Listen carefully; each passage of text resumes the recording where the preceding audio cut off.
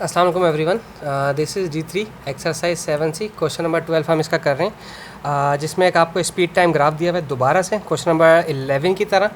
तो कहते हैं find the acceleration of the train during the first 20 seconds.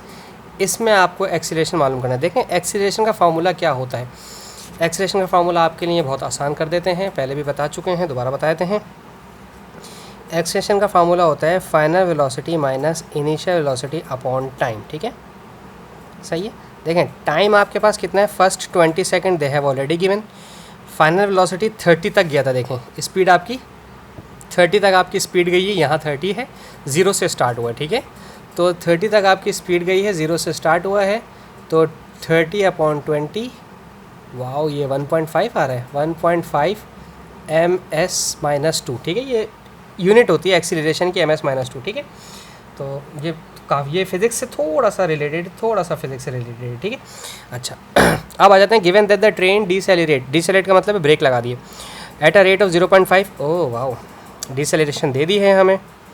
डिसेलेरेशन का भी फार्मूला यही होता है जो फाइनल वेलोसिटी का होता है और एक्सीलरेशन का होता है। ठीक है, दोनों सेम होते हैं, लेकिन डिसेलेरेशन को नेगेटिव में लिखा जाता है। 0.75 नेगेटिव लिखा जाएगा, -0.75।